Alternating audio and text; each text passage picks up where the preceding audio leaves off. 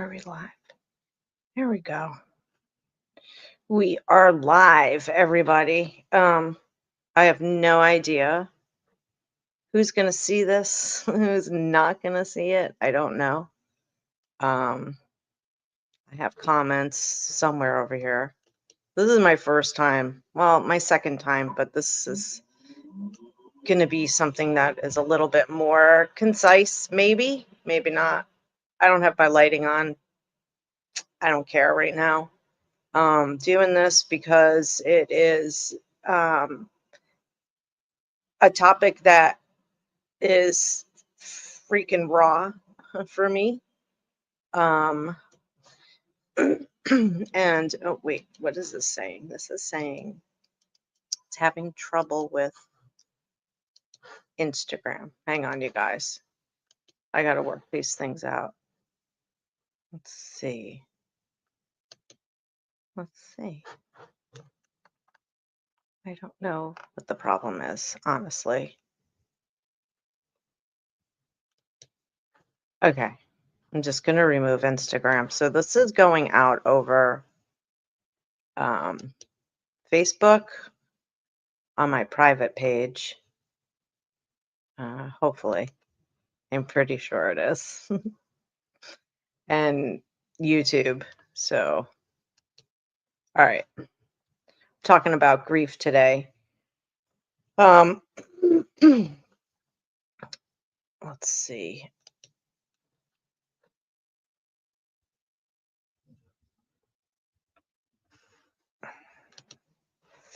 Add your comments if you like. I'm on StreamYard.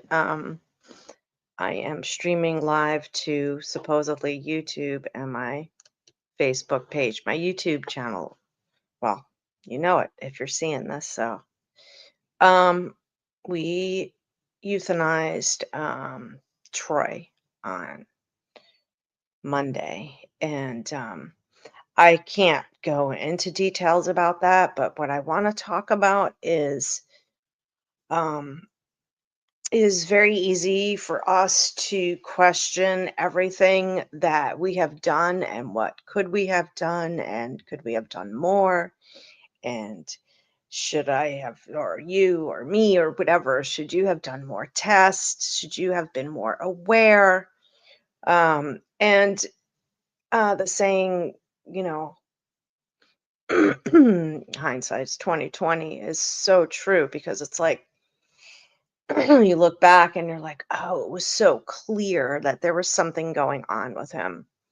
Um, and it's not so clear because it gets a little confusing. It could get like, like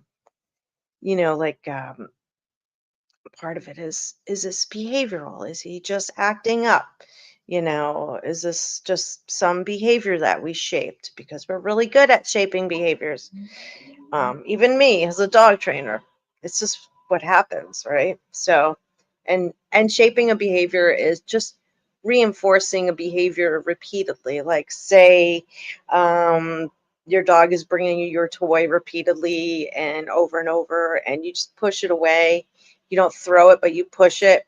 Your dog's like, okay, that wasn't a really good throw, but um, you know, you pushed it, so you moved it, you touched it. That must mean you want to engage with me, right? So they keep tossing it at you. Rufus was amazing at this game. I'd have to tell people if you touch that toy, even if you pick it up and move it to the left of you or to the right of you or whatever, he's going to think you're playing with him. So, but um, I think because I am around the dogs a lot. By the way, there are no dogs in here. I can't even tell you how empty it is here, how empty I feel, how lonely I feel, and alone, like all the things, it's just one of those things. And Tammy went to work today. She took yesterday off, but she had to go today. Um, I've got somebody coming in an hour. Fida, my new person, is coming. And she took me and Troy to the vet on Monday. So She's going to be in shock too. Um, but anyway, I digress. Um,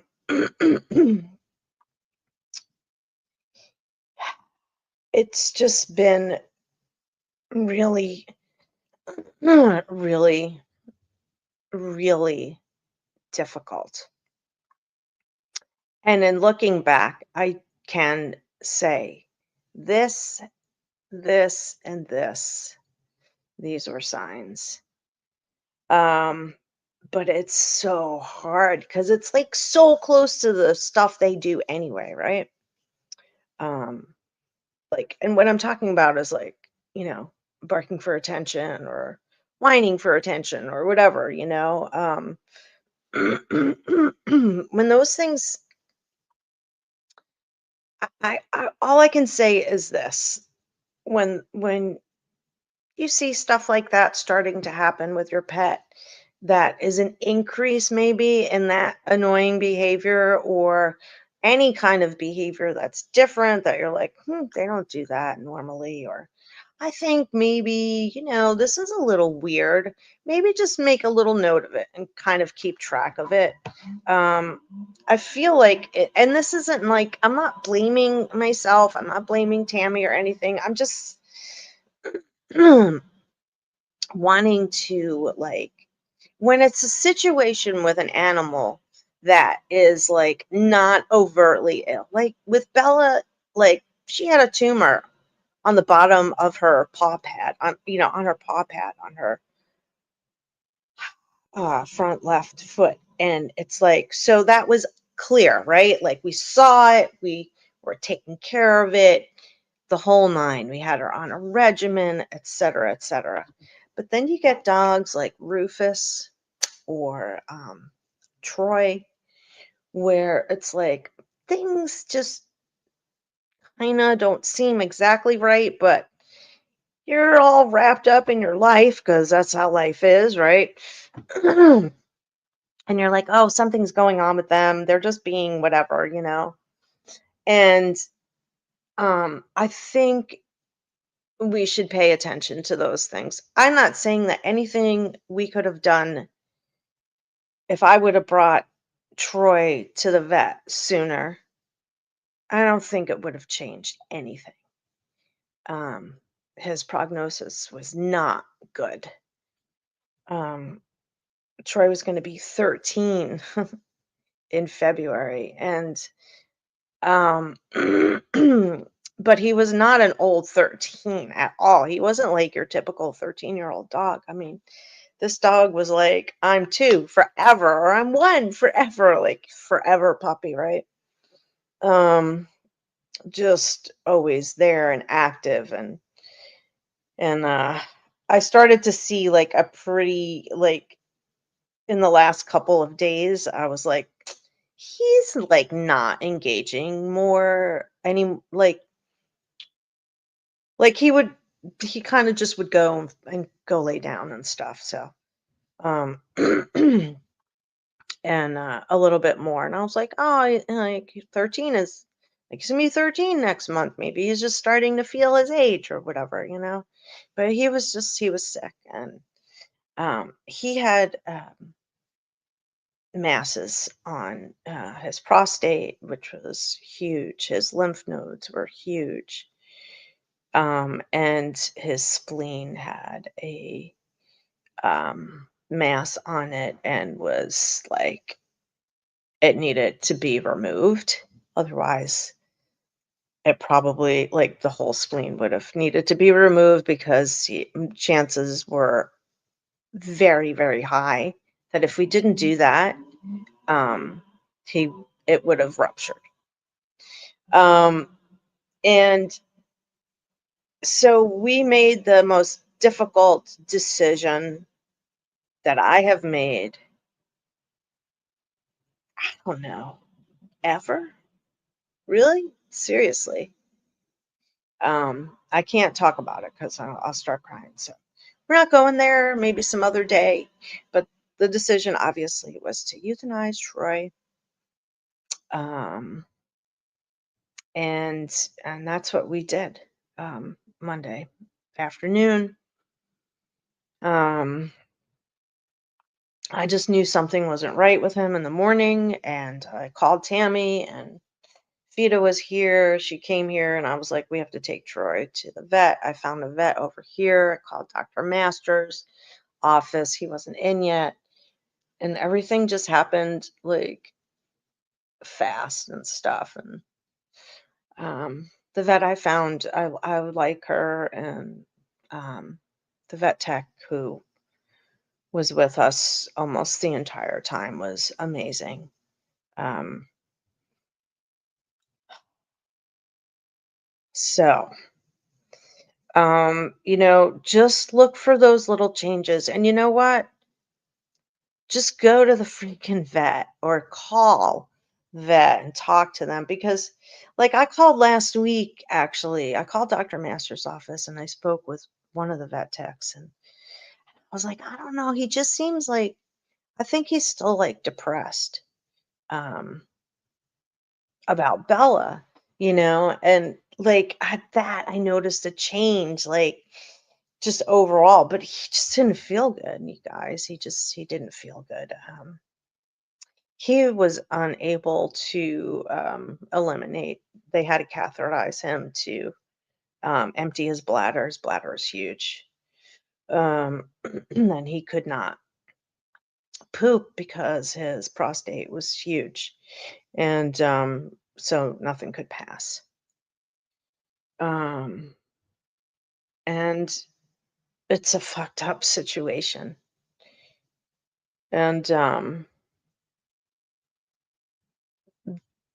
it's only been 2 days and it's hell for us. We are just going through it, you know what I mean? Like, we're just going through everything, but, um, we are just there for each other, obviously, and, um, we're watching a ton of TV, a lot of distraction and stuff, and, um, I'm not gonna be 100% alone until, like, next Tuesday, so I'm glad about that. Um I hate how empty it is. You guys, I haven't been without a dog or a pet. Like, I used to have cats since I was like, let me think back. Let's go all the way back to the before time, like 84-ish, around there. Um, and like there was always an animal, even before I moved out of my parents' house. The dogs lived outside. That's a whole nother story. In upstate New York, whatever. We're not going there. But that's a lot of animal energy, and I've always had multiple animals. Um, and like it just sucks. Like the energy, his energy isn't here, and it's so hollow. Like even when I'm talking, it's like I feel like I'm in this big hall. We have low ceilings, and we don't have high ceilings like rich people, but Um, it's like, it still feels echoey. I can't hear him, like, snorting when he breathes and he sighs and, all that kinda stuff, so, um, I would be remiss to not also say that Karen Pryor passed away, this week, I think Sunday. And, um Karen Pryor was so, so instrumental on my journey of training and changing the way I trained. It was like she turned on a switch in me. And the first time I saw her was in Pennsylvania. We were in Valley Forge. That was my first APDT conference. APDT is Association of Pet Dog Trainers. They do really good work. They have amazing conferences, and that was my first one. A trainer I was training with at this other place, where I learned really how to train like other people's dogs. We used all aversive, like choke chains, pinch collars, shock collars, etc. Right, and so that other trainer who was there, his name was Bill. He was like, showed me the gentle leader. I don't have it here. I can't get it right now. But he showed me the gentle leader. You guys know what a gentle leader is: a head halter, head collar for a dog. And he was like, check this out, blah, blah, blah. And then he told me about the conference and he was like, why don't you come with me? So I was like, right on. So we went together. And I have to tell you, like, I was like really painfully shy and like, certain situations. So that was like a struggle for me, but I went anyway. I was like, I'm doing this. I scraped up money. I was so broke, and scraped up money and went, and my life changed. So it was like there were pre-conference days, and it was, I think, not that night, maybe then, I don't remember, but I had a full day, I believe, with Karen prior, and I she was there, and I was like, I'm flipping dogs over. I'm doing alpha rolls. I'm using shock collars on my own dog, right? I am like jerk popping dogs and getting them to listen and very militant, right? Just boom, we got this. This is the way we do it. This is the way we make your dog listen. Look, they're so obedient. Ba, ba, ba, right? Okay. Then I'm in Pennsylvania and I see this woman who is using a clicker, little piece of plastic, and some food, and she is really just shaping behavior, really. So, um, and everything she did just blew my mind. And I actually like teared up because I was like, oh my God, like, and this is when I was, just really at kind of like almost the beginnings, and stuff. And I didn't even think about, having my own business, nothing like that. I was just like, okay, I'm gonna bring this back. We're gonna bring this back to our job, right? Bill and I. That didn't go over well. But my point is that when I saw what was happening with clicker training, a little piece of plastic and some high value treats, depending on the dog, maybe not so high value, I was blown away. And then we, in the audience, as participants, we got to actually train dogs. Some people brought their dogs. I didn't. But I got to use other people's dogs. And and I remember having this conversation with Karen, she'd kind of go around to everybody and stuff. And I was like, I'm like, I don't understand. It's like, I know it's working, but I don't understand what's happening. She goes, keep going. You're doing a good job, or whatever she said to me. And I was just like, I didn't realize that I was in such like who this woman really was. She was one of the first trainers to swim with dolphins in the open waters. She her let me just, I don't want to butcher it. She deserves so much more than that. Let's see. um I don't know where it went, but she is the mother of clicker training. She, um, I don't know why this just turned on, so I got to turn that off. She changed my life. And not only did she work with dolphins and other mammals, but She also trained her own fish by using a pen light to mark behavior. She was instrumental with breastfeeding uh, because of her own struggles with her child, right? She worked with children on the autism spectrum and showed their parents like the potential. If you just did this and you just change the way you're looking at something and you focus on the good behavior and you shape good behavior and you kind of the for lack of a better word, bad behavior or undesirable behavior for us, it starts to decrease.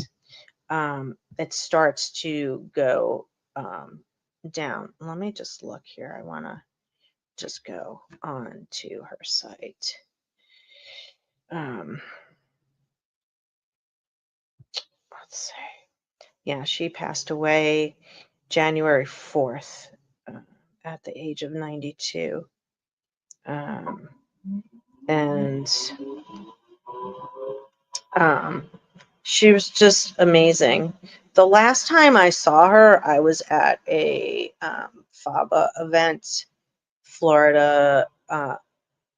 What is this? Florida Association of Behavior Analysis Analysts, and the event was in Orlando. I'm pretty sure 2010, 2011, something like that. And they had animals there too, and it was great because like some of my colleagues were there and presenting, and Karen was there, and we all sat in the front row, and this person brought a gator out, and how he's going to do husbandry on a gator. And you're sitting there and you're just like, yeah, this is what we're going to do, because it's possible, because it's science. So this is what Karen Pryor did for me. She is just amazing. She wrote books like um, Don't Shoot the Dog. I'm trying to find her site. I had this great um, her site up. Here we go.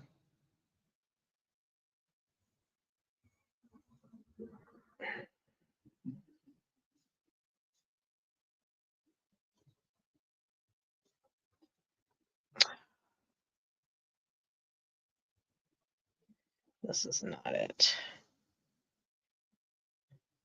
Here we go.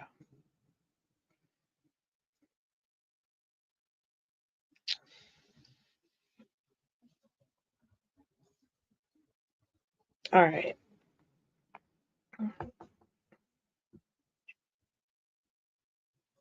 She earned her degree in biology from Cornell University. And her career began at Sea Life Park in Hawaii. It's a marine mammal park. And that was in the 60s, and working with dolphins. And she's known as it's modern day. What she did with dolphins became what we now call clicker training. You know, Don't Shoot the Dog: The Art of Teaching, the New Art of Teaching and Training. Excellent book. Um, you know, this is a quote: "When you see an animal's eyes light up, when you see an animal that comes zooming out to do its clicker work, and it's an octopus or a shellfish, it's remarkable, really. We just set them up and let them show us, right? We set them up for success instead of failure. Uh, but I mean, you've got to go check out her website. She has an academy, Karen Pryor Academy.com, clickertraining.com. Karen is just absolutely an amazing person. And, you know, we will all continue to carry on, um, the great work that she taught us. I know we will. I know I will. I will never stop clicker training. I will always clicker train. It's just easy, it's fast. You're not hurting anyone. You're having fun, and your animal is having fun. You're not having to freaking manhandle, and you don't have to do all that shit. It's like, and it's because of people like Karen Pryor, that I had just the uh, honor to learn from the absolute best. I mean, talk about standing on the shoulders of giants. Like, I never really understood that, but people like Karen Pryor in my world is a giant, just amazing, like, and she changed my life as a dog trainer and as a person too, um, along with countless other people. But um, just RIP Karen, and um, Troy's up there. Maybe he'll see you.